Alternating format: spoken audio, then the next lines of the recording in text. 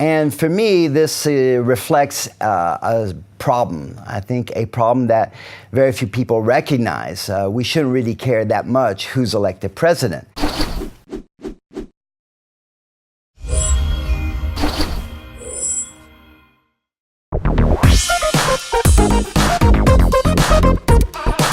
So let's start. It's about the role of government or the appropriate use of legal force or the law. Now, I understand you're writing an article about that at the moment. Could you just explain a little bit more for us? Well, I first started thinking about writing this article after Trump won the presidential election. And I saw Democrats on television crying because Hillary Clinton lost. And for me, this reflects a problem. I think a problem that very few people recognize. We shouldn't really care that much who's elected president. And in the US, if you go to high school, you'll have to take a course in government. But this is usually a course on the structure of government. They don't talk about what is the appropriate role of the government or what is the just limit to using force or the law. If they did, they would probably have as a required reading Bastiat's 1850 article, which is the law. It was written 2 years after the French Revolution of 1848. And what Bastiat says is as valid today as when it was written in 1850 because it speaks eternal truths. Now, what Bastiat said is that as individuals, we have natural rights. We have the right to life, liberty, and property.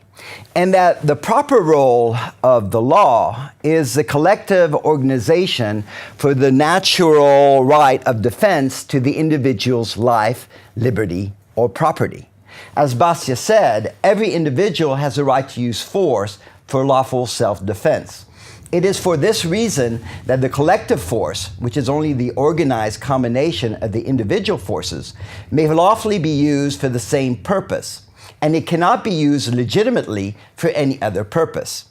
Now, Bastiat identified two sources of illegitimate application of the law. The first one is what he called stupid greed, in the sense that you wouldn't rob your neighbor, but you don't have a problem with the government using legal plunder to rob him on your behalf. Yeah. And the second thing he said is a reason for legal plunder is misplaced philanthropy, such as everyone's wealth should be the same. Socialism is legal plunder. Many of the doctrines of socialism is based on this concept of misplaced philanthropy. Take, for example, fraternity. And I don't have a problem with fraternity as long as it's voluntary. But the type of fraternity socialists talk about is one that is forced on everyone. And for me, that's just another word for plunder. Now, the socialists will tell you, well, we have to commit legal plunder to correct, legal plunders of the past. And I just go to an old adage, which is that two wrongs don't make a right. And the only thing that you're left with essentially is two wrongs. If you want an example, just take affirmative action in the United States. Mm-hmm. So, Dr. Frank, how far have we strayed from Bastiat's concept of government or the law? Well, I think we've gotten so used to legal plunder is that we've somewhat lost the notion of justice and injustice. We now say that if it's legal, it must be just, and this is simply wrong. The Democrats are going to spend billions of dollars to get control of Congress, and we know that billions of dollars are going to be spent on the next presidential election. And you only have to watch 5 minutes of CNN or an episode of Saturday Night Live to see how much the left-wing media has vitriolic hatred against Trump. And this is the same hatred we saw from the right-wing media and the right wing against Obama. And why are they doing this? Well, it's very simple. They either want to protect themselves from legal plunder or they want to participate in legal plunder.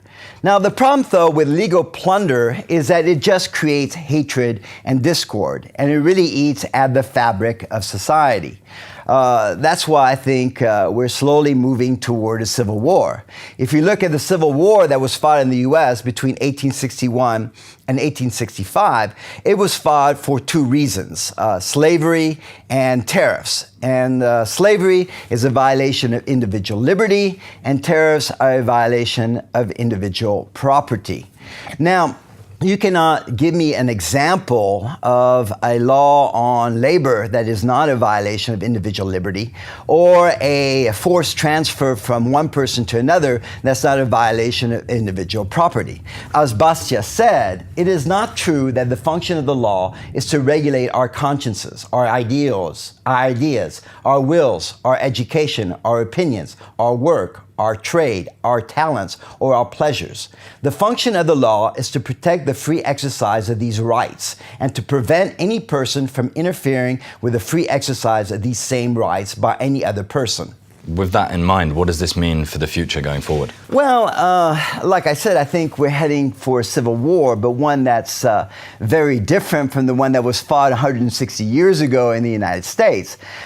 Take a person in the U.S. He either watches CNN or Fox, but you won't see him watch both programs.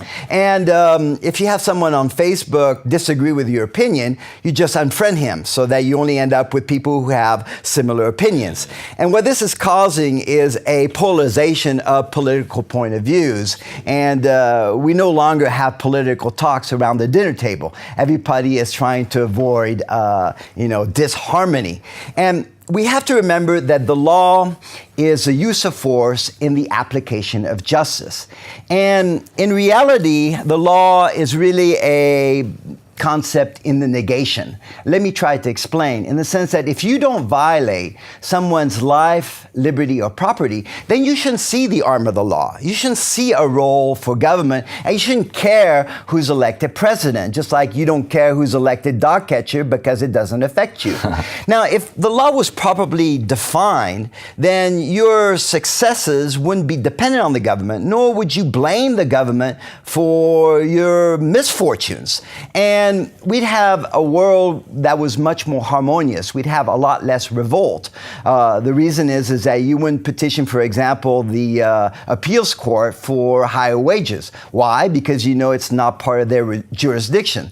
But look at France today. You know, there's every month we have a strike where one group is demanding something from this or that from the government. And you wouldn't have that if the law was correctly defined. Now, in the last, I'd say 20 years, I don't think I've seen a single article on the appropriate role of government or the just limits to the use of force. As Bastia said, if you attempt to make the law religious, fraternal, equalizing, philanthropic, industrial, literary, or artistic, you will be then lost in an uncharted territory, in vagueness and uncertainty, in a forced utopia, or even worse, in a multitude of utopias, each striving to seize the law and impose it upon you. This is true because fraternity and philanthropy, unlike justice, do not have precise limits. Once started, where will you stop, and where will the law stop itself? Like I said, we're trying to achieve multiple utopias. Now, I'm more right-wing than left-wing, but more important than right or left for me is liberty. And the solution to the problem of human relationships is liberty. And liberty thrives the most when government is limited, the use of force is constrained, and the law is confined to the administration of universal justice. Or more precisely, the law is exclusively used as a barrier or roadblock to injustice. Dr. Frank, absolutely fascinating stuff. I really look forward to reading the article. Thank you very much for speaking with us. Well, thank you for having me here. And thank you very much for watching. If you'd like to find out more, as well as get details of how you can find Dr. Frank's article, head over to dukascopy.tv.